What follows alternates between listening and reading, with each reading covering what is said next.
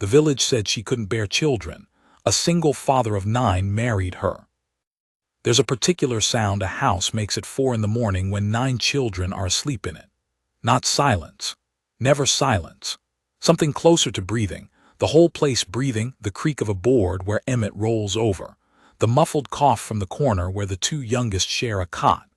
The whistle of cold February wind finding its way through the gap above the kitchen window that I'd been meaning to fix for 3 winters running, and never had the hour to do it.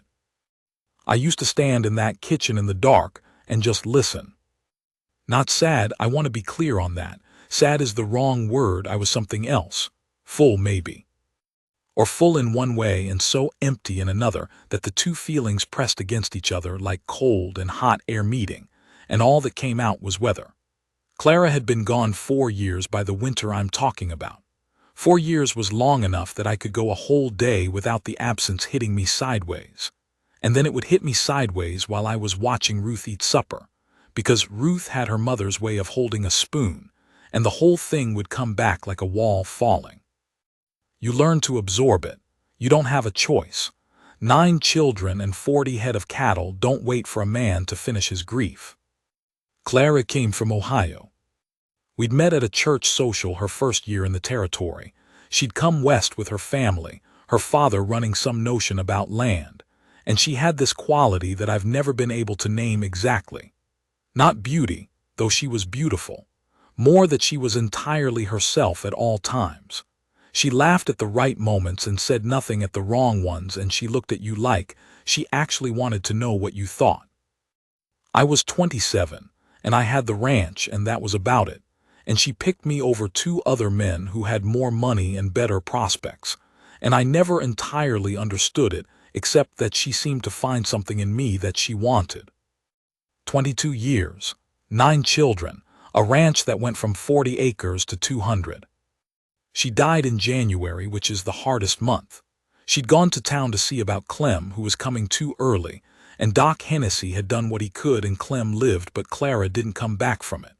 I brought her home wrapped in a blanket in the wagon bed, and Harriet, 11 years old, the oldest, came out to the wagon and looked at her mother's face and didn't say a word. Just took my hand. That small hand in my big cracked-up one. 4 years by the time this story starts. The ranch ran because it had to. You work or you go under, and going under means 9 children without a home, which means you work. Every morning before the sun was up and most evenings after it was down. Harriet had taken on the house more than a 15-year-old should have had to, and Thomas was 14 and working beside me most days, and the twins Nora and Bess were 12 and good with the younger ones, and Owen at 10 was steady beyond his years. Ruth at 4 still needed most of what Ruth needed, still woke at night sometimes crying for her mother, though she didn't remember Clara, not really, and it was something else she was crying for that she didn't have the words for yet. And Clem, who'd cost Clara her life, and never known it, Clem was 2.5 and the most purely cheerful small person I'd ever been around, which had seemed like a cruelty at first, and then seemed like something else. That's the house. That's what I was managing when Margaret Brower came into it. I first saw her at the Haverson feed store in November. The ground was iron. The air had that smell, dry cold, hay, the iron and mineral smell of a hard winter settling in. I was loading oats into the wagon bed with Harriet handing up sacks when she came out of the store with a small paper package under one arm and walked toward a wagon that was too big for her to manage alone. She walked the way some women walk when they've gotten used to people watching them with something unkind in their faces. Head level, eyes forward, not defiant, just finished caring what the watchers thought. There's a difference between those 2 things. Defiance is still fighting. She was past fighting. I didn't know who she was. Harriet did. That's Margaret Brower, Harriet said, not looking up from the oat sacks. Mrs. Haverson told Mama Prout she can't have children, said she's barren, said her husband in Cheyenne sent her back on account of it. I watched Margaret Brower try to get up onto the wagon seat by herself. The step was icy and the horse wasn't standing still. How long's she been here? Month or so. She's working for Doc Hennessy now, helping with patients. I climbed down and walked over and steadied the horse's head without saying anything. Margaret got up onto the seat. She looked down at me. "Thank you," she said.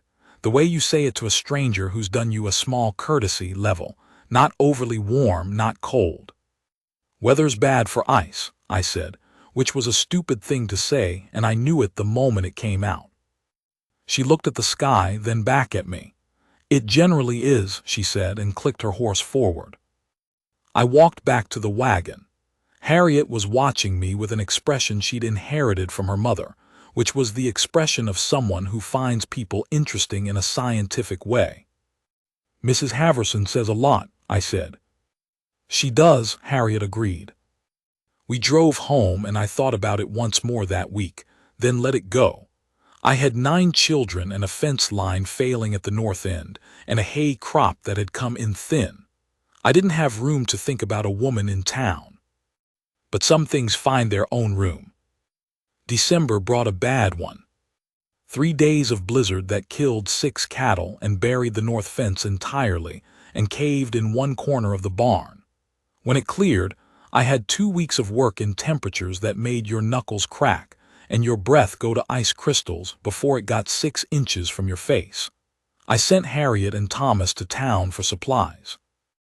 They came back with flour and coffee and salt pork, and the news that Margaret Brower had sat with the Pratt widow through the whole storm, 3 days, sleeping in a chair by the old woman's bed, because the widow had no family and would have been alone otherwise. "She didn't have to do that," Thomas said. He was trying to sound like he didn't care. "No," I said, "she didn't." Harriet watched me say it. January, Ruth had a fever. Not the worst fever I'd seen in 20 years of raising children, but a fever with a quality to it. She wasn't crying, and that was what got me. Ruth cried. Ruth cried when she was cold and when she was tired and when Emmett looked at her wrong from across the room. A Ruth who was lying still and not crying and just looking at the ceiling with big dark eyes and breathing shallow was a Ruth I didn't entirely recognize, and that not recognizing was the thing that sat in my chest wrong. Every time I put my hand on her forehead, she turned her face into my palm and held still, like the warmth of my hand was the only anchor she had. I rode to town at first light. Doc Hennessy was out 15 miles west, somebody's wife in difficult labor. The woman who answered the door at his office was Margaret Brower. She looked at my face. "Read something there quick." "Tell me," she said. I told her. Fever, duration, what she was doing, what I'd given her, her age. Margaret listened without her eyes going anywhere else. Not down at her hands, not to something over my shoulder. At me. She came. Didn't ask where the doctor was or whether he was coming back or whether she was qualified. She went for her coat and her bag and she came. In the wagon going out, I told her Ruth was 4. She asked me how many others. 8, I said. She looked straight ahead at the road and did a quiet calculation. Not the weighted sympathy people usually showed, that performance of pity wearing a different hat. She was calculating something real. How many ages, what that meant to manage, what it cost. "Who does the cooking?" she said. "Harriet, my oldest. I do what I can." "How old is Harriet?" 15. She was quiet. I could feel her land on what that meant, a 15-year-old holding a household together because the mathematics didn't leave her a choice, and she didn't judge it, which was rare. Most people either admired it too loudly or pitied it too obviously. She just took it in. We drove the rest of the way without talking much. The cold was serious, and the road was rutted from the freeze-thaw, and the horses needed watching. Ruth's fever broke late that afternoon.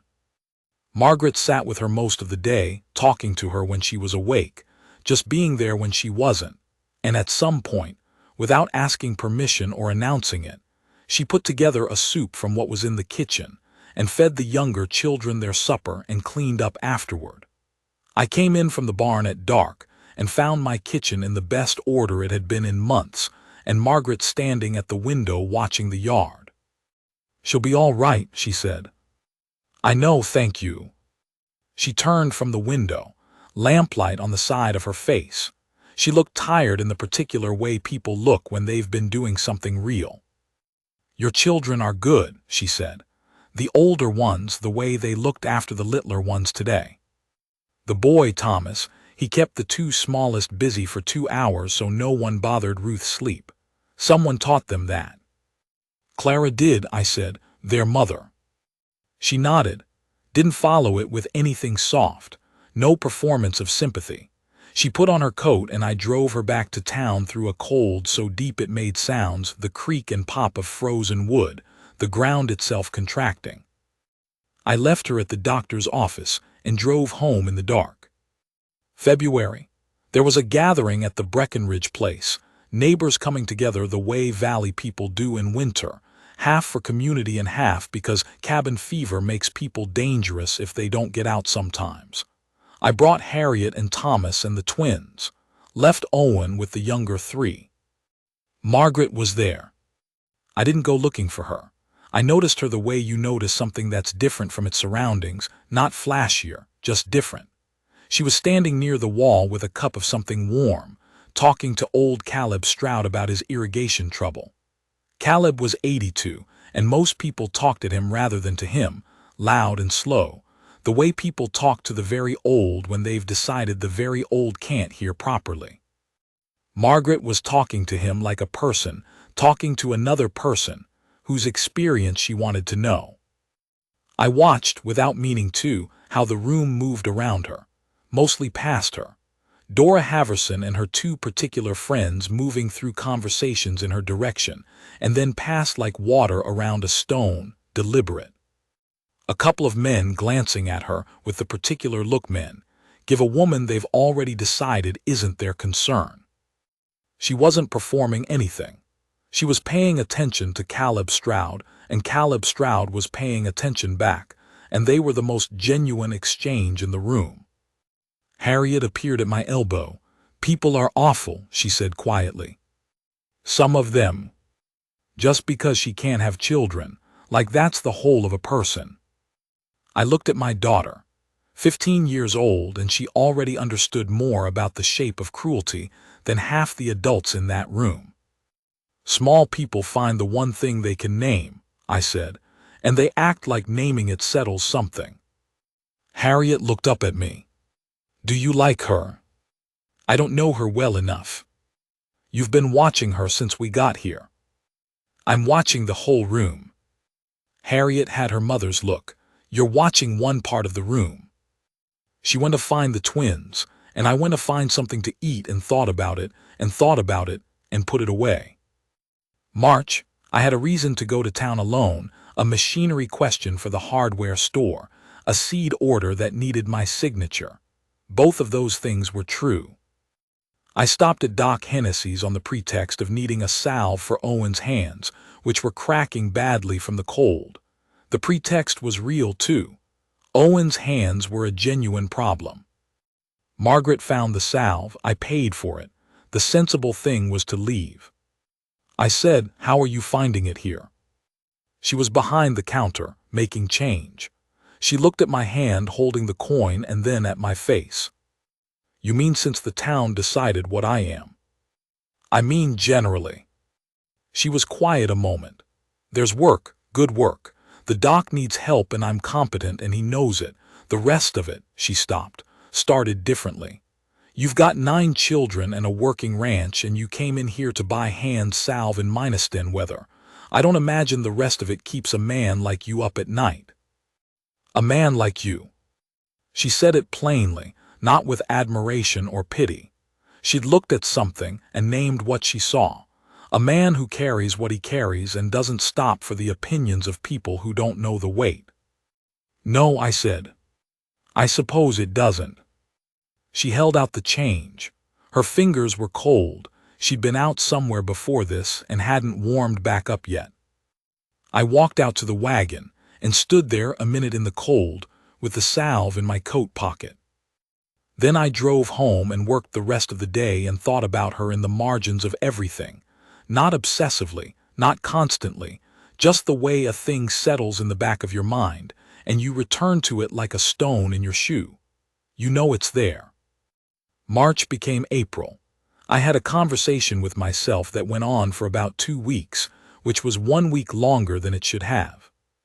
Here is what I told myself. I am 51 years old. I have 9 children. The youngest is not yet 3.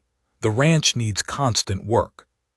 I have not thought about a woman in any real sense for 4 years because there was no room for it, and also because after Clara, the very idea of being that open again felt like standing at the edge of a cliff. I'd already fallen off once. And here is what I told myself back. She sat in the widow Pratt's chair for 3 days in a blizzard because the old woman had no one. She came to a stranger's farmhouse at first light without being asked twice. She talked to an 82-year-old man about his irrigation like his experience mattered. She looked at my 15-year-old daughter carrying a woman's work, and she understood what that cost. That's what I'm made of, that kind of argument. I'm not a complicated man. But Harriet is what moved things. She came to find me in the barn on a Sunday, which meant it was serious. Harriet only came to the barn when it was serious, and she stood by the stall gate and waited for me to put down what I was doing. "I can't do it all," she said. She said it carefully, the way she'd rehearsed it. I could tell she'd rehearsed it. She'd been working up to it. "I know you're trying. I know I'm supposed to. I know this is how it is. But I can't do school and the house and the little ones, and I'm losing." She stopped. "I'm losing something. I don't know how to say it. I'm 15 and I'm losing the part of it that should still belong to being 15. I looked at her, the set of her shoulders, the way she was holding herself together to say this difficult thing without crying. She looked so much like Clara right then that I had to look somewhere else for a second. "You've been carrying more than you should," I said.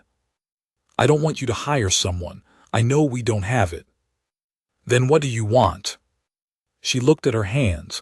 "I think you should go see Margaret Brower." I didn't say anything. "I know you've been thinking about it. I know because Mama used to watch you the same way when you were working something out in your head." She looked up at me. "Go see her. Say what needs saying. You're not nothing and she's not nothing, and the rest of it doesn't matter." The barn was quiet for a long moment. One of the horses shifted and the stall boards creaked. "I'll think about it," I said.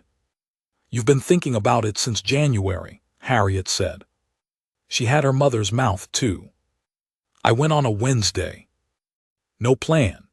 The planned versions had all sounded wrong in my head, too formal, or too plain, or like I was offering a job instead of a life. I drove to town and found her behind Doc Hennessy's hanging washing on the line in weather that was barely above freezing. She had her coat on over her dress and a scarf pushing her hair back, and she turned when she heard me come around the corner and looked at me with that reading expression of hers, taking something in fast, not alarmed. "I'm not here about anyone's health," I said. "Nothing's wrong." "I can see that," she said. She went back to the washing. "I came to ask you something, and I'm going to do it badly because I haven't done this in a long time, and the practice I had isn't any good anymore." She stopped with a sheet half pinned and looked at me over her shoulder. "There's a woman needed in my house," I said. "Not a hired hand, not someone who comes and goes. I mean a woman who belongs there. I have 9 children, the youngest almost 3, the oldest 15, and she's been carrying too much for too long, and I can see it taking something from her. I can't offer you much except that the land works and those children are good people and I had to stop. "I'm not nothing. I know what people have said about you. I know what they've decided you are, and I want you to know that's not what brought me here. I've been watching you since November. I've seen how you are, how you move through things, the way you looked at my children that day with Ruth, and the way you talked to Caleb Stroud like his life meant something." I stopped again. "I'd like to ask if you'd be willing to come." The sheet moved in the cold wind. She was looking at me. "Willing to come," she said. "You mean as your wife?" "Yes." She was quiet long enough that I felt the full weight of what I'd said standing there in the back of a man's property in the cold. "They'll talk," she said. Both of us. They'll say you took what nobody wanted because you needed someone, and I latched onto a widower because it was the only door I could open. Let them say it. You don't care. I care about what's real. It's about all I've ever been able to afford. She turned fully toward me then. The sheet was still half-pinned, moving in the wind. She looked at me the way she'd looked at me in the wagon going to see Ruth, taking account, finding it true. Your oldest, she said. Harriet, does she know you're here? She sent me. Something went across her face, small, quick. Let me think until Friday, she said. I nodded. I noticed one corner of the sheet had come down and was dragging on the frozen ground, and I went and pinned it for her. She watched me do that. I drove home. Friday she rode out. I was splitting wood when I heard the horse. I set the axe down and walked to the yard. She was tying up at the post, and she'd brought a bag not large. She turned and looked at me standing in the yard with my sleeves rolled and my hands red from the cold. I thought it over, she said. And she picked up the bag. Where should I put this? I went and took it from her. Come inside, I'll introduce you. We went up the porch steps. I opened the door. The house hit her in the face, wood smoke and breakfast and children and voices from somewhere in the back, and through the kitchen window the afternoon light coming in flat and white across the floor, the coats on the hooks, the boots lined up, Ruth's drawing thumbtack to the wall, the shelf of mismatched cups, the particular organized disorder of a house with 9 people in it. She stood just inside the door and took it in, all of it. Then she looked at me. This is real, she said. All of it, I said. She was quiet for a moment. Then she nodded one nod firm, something settling, and said, all right, let's start. We were married 6 weeks later by the circuit preacher. Thursday. No one came from town. Old Caleb Stroud came. Doc Hennessy stood in the back and afterward shook my hand for a long time without saying much.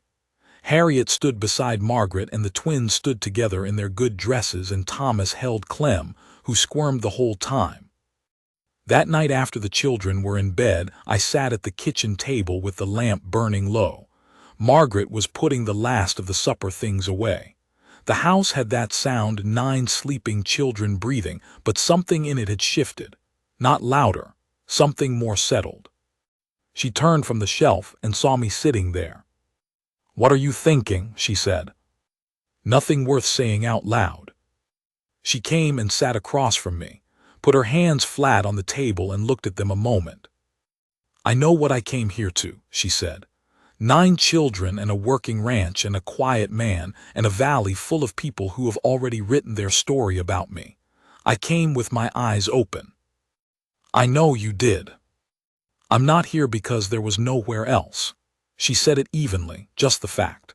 I'm here because I looked at you that day in November when you steadied my horse without being asked, that day in the wagon going to see Ruth, that day in the cold at the washyard, and I counted what you were, what you'd carried and how you'd carried it. She paused. I thought that one, that particular one. She looked at me across the table. I've been waiting a long time to find someone worth choosing, she said. I wasn't going to miss it because Dora Haverson had an opinion. I put my hand on hers. Her fingers were warm this time. We sat there. The fire had gone low. The wind came up outside, and the dark yard beyond the window was still and full of stars, cold, sharp stars the way they get in February. She didn't move her hand. That was the real beginning, not the preacher's words, not the day she rode out with her bag. This, her hand under mine and the house breathing and the stars, this was when I knew it was going to hold. Spring came with thaw and mud, and the particular urgency of a ranch coming back to life. Fence repairs, calving, planting, the endless emergency of keeping land and animals and children going forward. Margaret fit into it the way water fits into ground that needs it. Not smooth. It wasn't smooth. 9 children is 9 different people with 9 different histories and moods, and she had to learn them all from nothing. There were hard days. There was an afternoon in early April when Nora said something to her. Nora was 12 and angry. She'd been Clara's particular shadow, Clara's most attached child, and she'd spent 4 years with the wound of it. And she said something to Margaret that Margaret never told me word for word.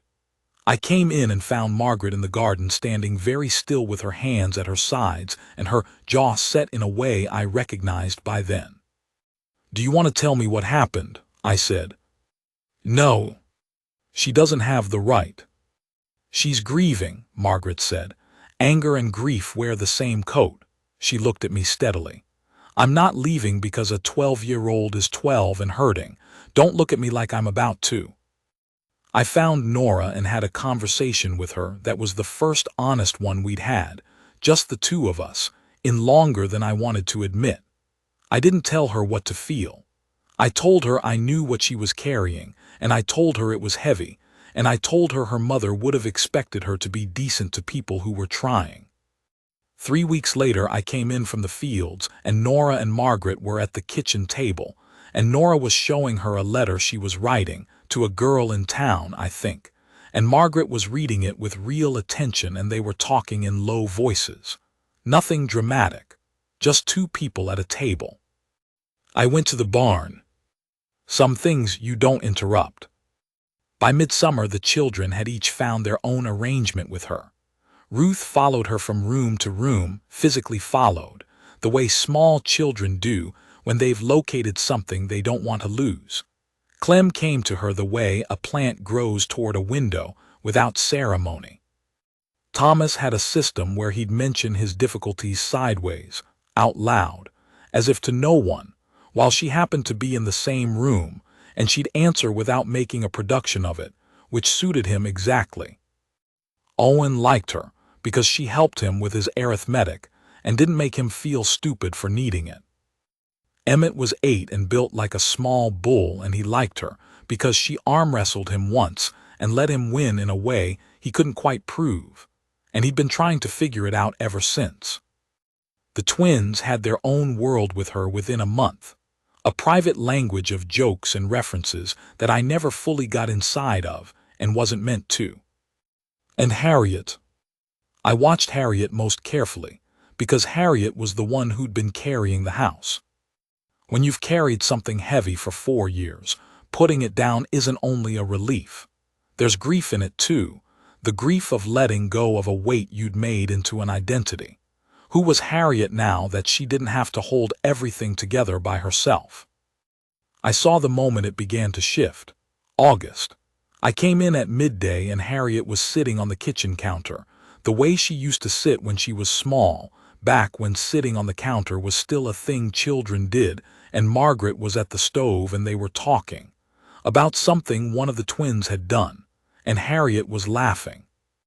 Not managing anything, not watching to see if something needed doing. Just sitting on a counter being 15 and laughing the way 15-year-olds laugh when they find something genuinely funny.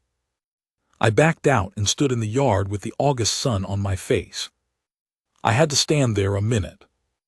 That fall I drove cattle to town and Margaret came with me. She stood beside me at the market while I talked price with Calloway, and she watched the proceedings with no particular expression. And when Calloway and I were finished, she didn't comment on the deal one way or another. But afterward, privately, Calloway shook my hand and said he thought I'd done well for myself, and he said it like a man who means something more than just the cattle price. The valley watched. Valley people watch. They watched her sit with the Pratt widow again the following winter. They watched her deliver 2 babies when the doc was out. They watched how she moved through trouble steady, without drama, competent in the particular way that only real experience makes you competent. They watched what 9 children did around her, and you can't pretend that. Children don't perform. They say what they mean with their bodies, where they go when they're hurt, who they look for in a room, what their faces do without being told. Any person in that valley who paid attention could see exactly what those 9 children thought of Margaret Brower. Dora Haverson never revised her opinion, and I stopped caring about Dora Haverson a long time before any of this. But the rest of them mostly came around. Some loudly, some just by going quiet on the subject. Either way, it was enough. What I've been working toward is a thing that happened the following February. A year after I'd first seen her outside the Haverson store. Nothing dramatic. The children were in bed. I was at the kitchen table with the accounts, which were better than they'd been in years, partly the summer's work, partly because Margaret had an eye for where money was bleeding quietly out that I'd never had the angle to see. She came downstairs and sat across from me, and she had the look on her face that I knew by then meant she was going to say something real. "I want to tell you something," she said. "All right. Harriet told me months ago that she was the one who sent you, that you'd come to the washyard because your house needed a woman." She held my eyes. "I know that's true. I came with my eyes open. I said that before. I know what the practical weight of it was." "Margaret, let me get to it." She folded her hands on the table. "I see what you are. I watched you for a year before any of this, and I've lived beside you for a year since, and I want to say it plainly. I see what you are." I looked at the table. "You have been carrying things for years that would have broken other men into pieces," she said. "Not because you're a hero, because the children needed someone to hold and you held. You never put that weight on them, never made them feel it, never used it to ask anything from anyone. You just worked and carried and gave those 9 children a decent life on nothing but grit and determination." She stopped. "I think you don't know it. I think you've been running so long on what has to be done that you've forgotten there's something in you worth seeing." The lamp made a small sound. The fire had burned to coals. "I didn't come here because I was available and you needed someone," she said. "I came because you were worth choosing. I want you to know that I know that." I looked up. She was looking at me the way she'd looked at me in that washyard, counting something and finding the count true. I reached across the table and took her hand.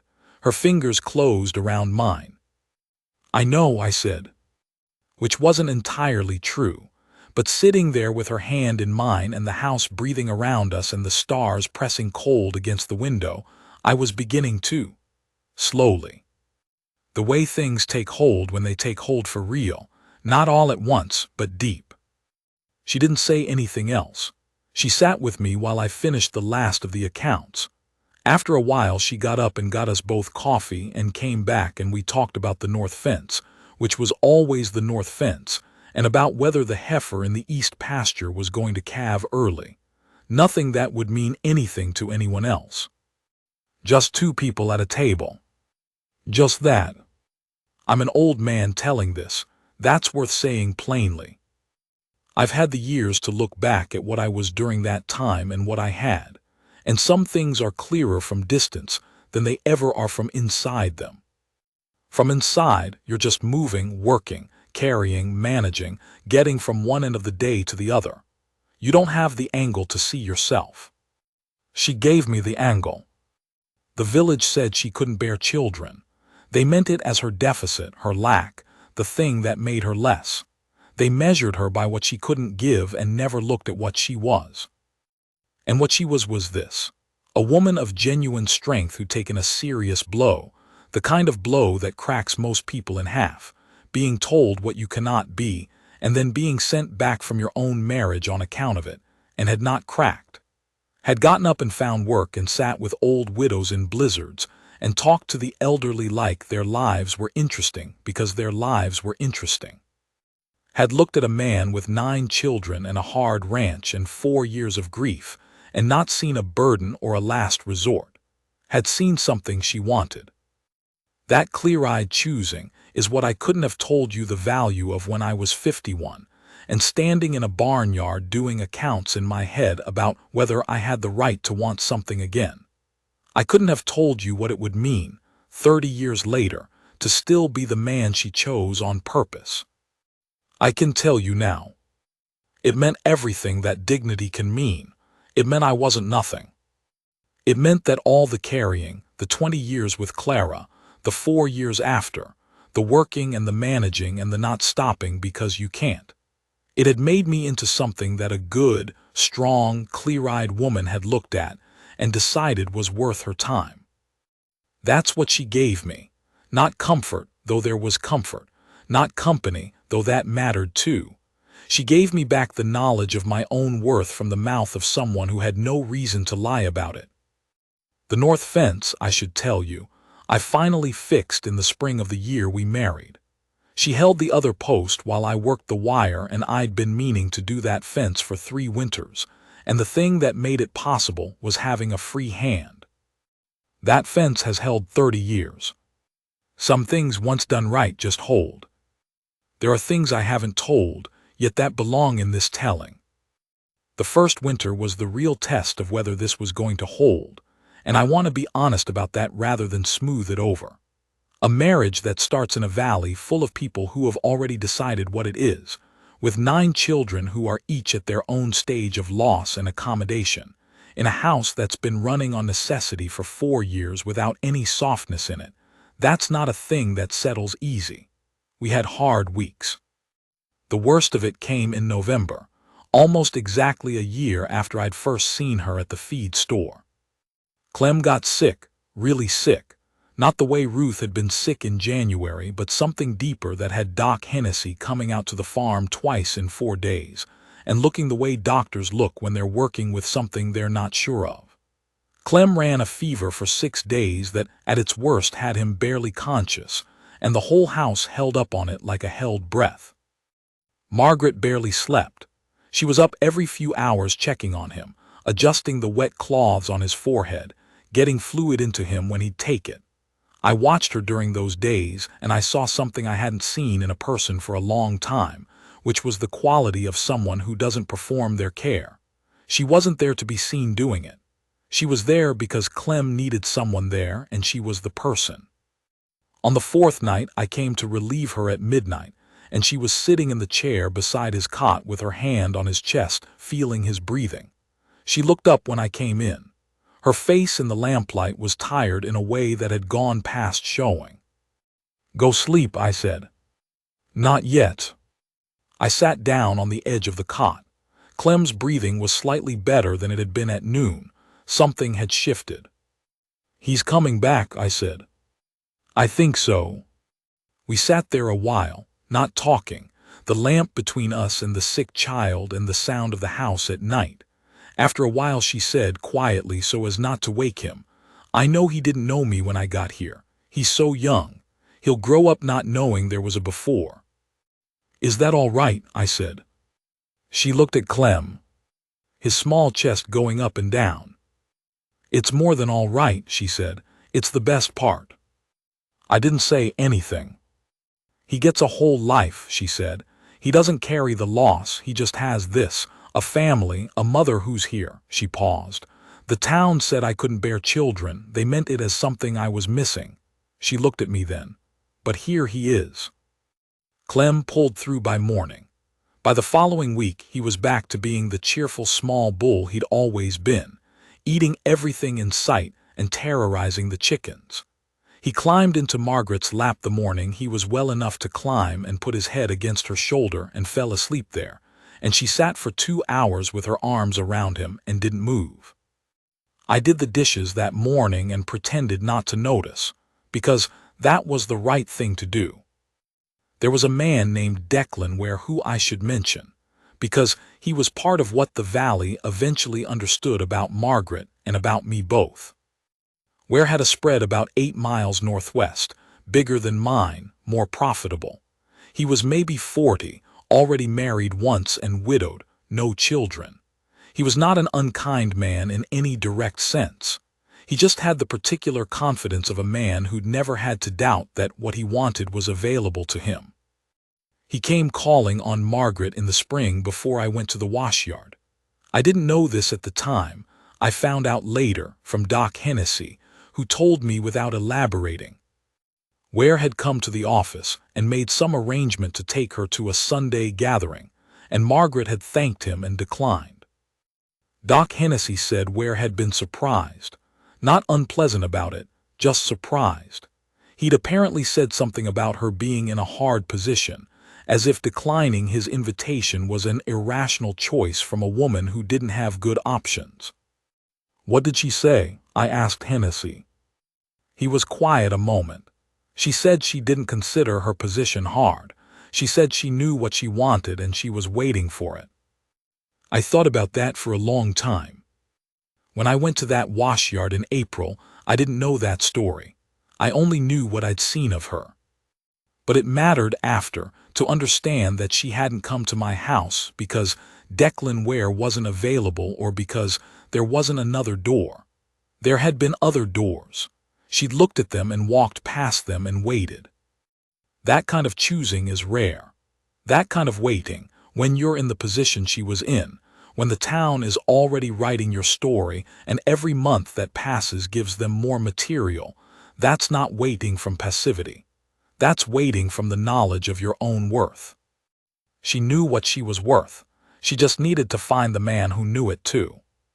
The summer Harriet was 16, she fell for a boy from town. Will Pruitt, 17, the blacksmith's son. Good kid, I had no objection to Will Pruitt personally. But Harriet had that year started to come back into herself, the self that had been set aside for 4 years of managing, and she was suddenly and fully and dangerously alive to everything around her. I found her in the kitchen one evening arguing with Margaret about whether she could ride into town alone on a Saturday. Not a bad argument, not ugly.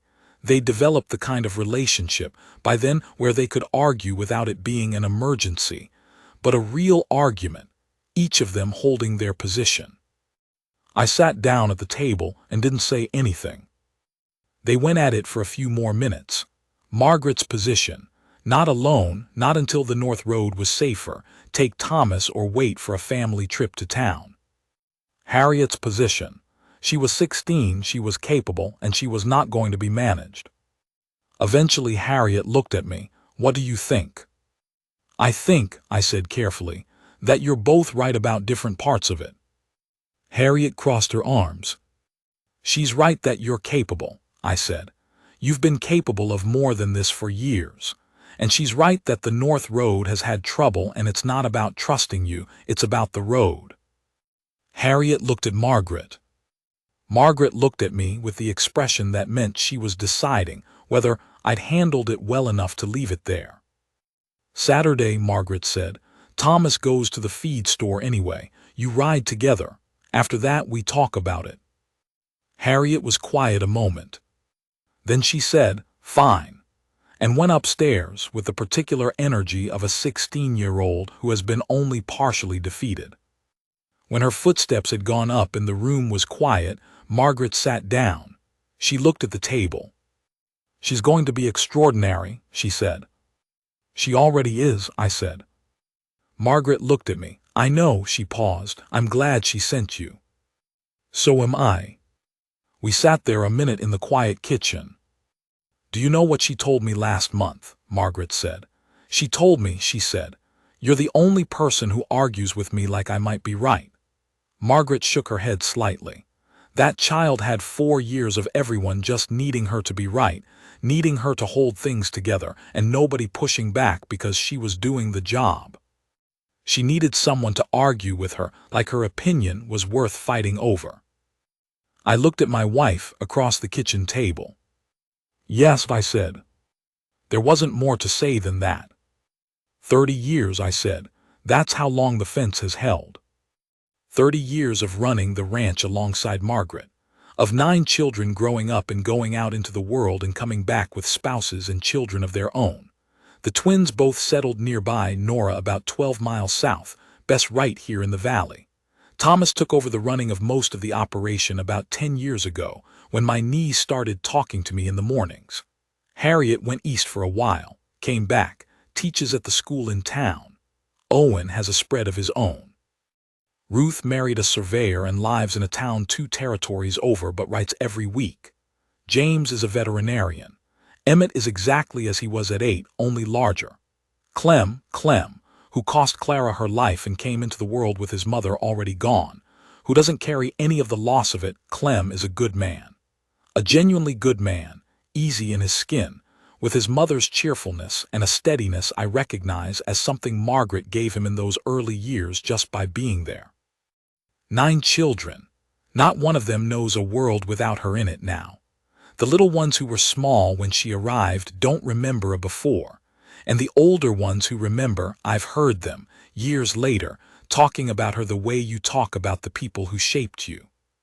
Not as a stepmother, not as a replacement, just as a person who was there. That's what she built.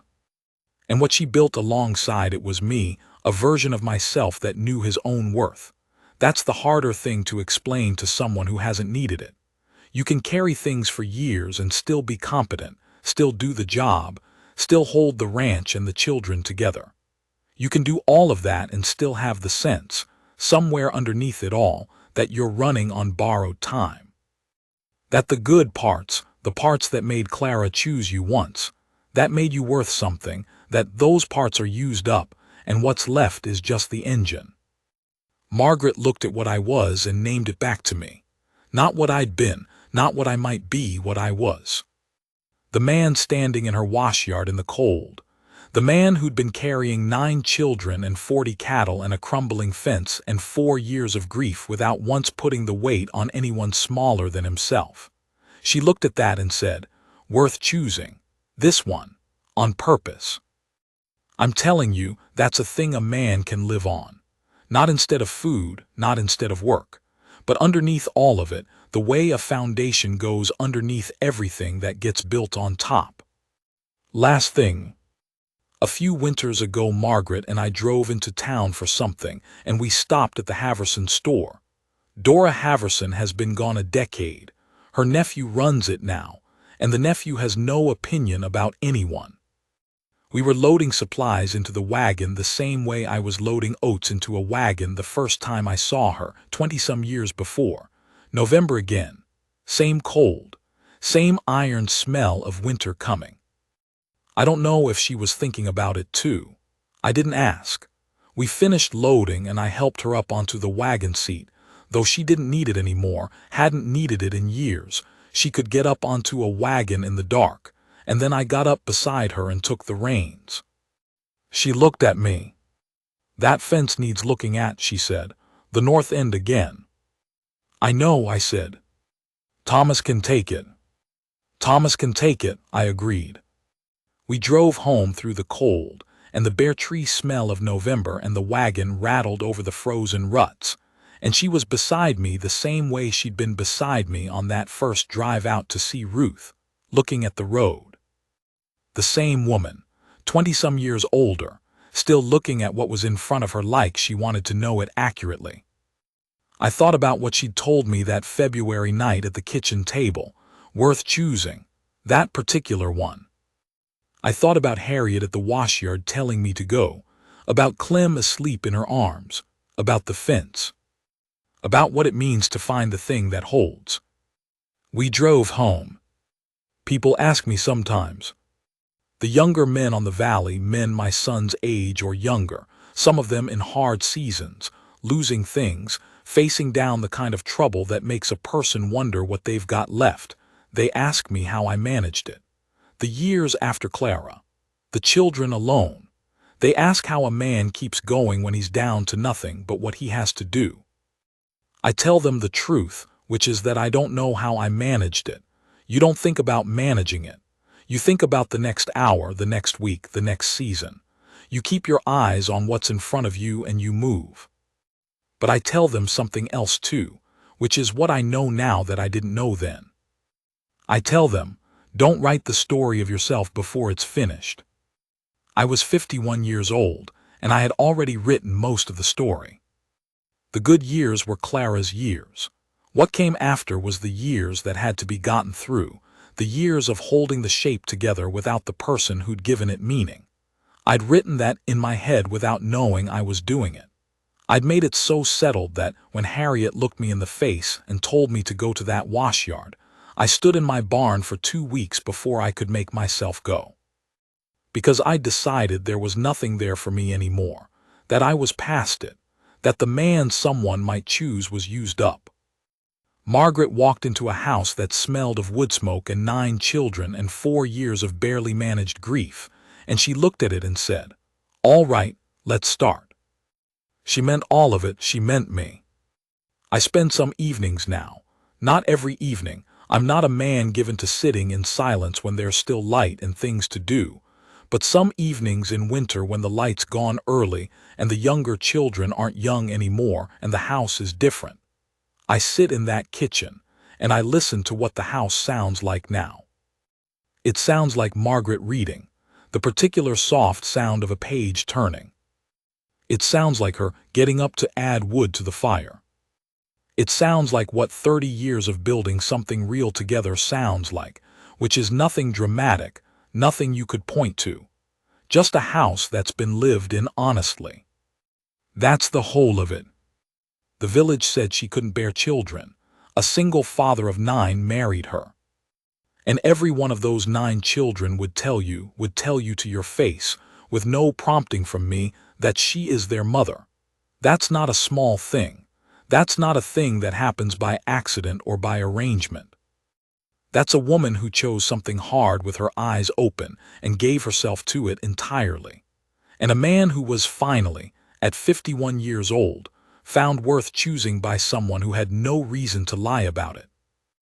We're old now. The ranch is Thomas's to run, the fence holds. That's the whole of it.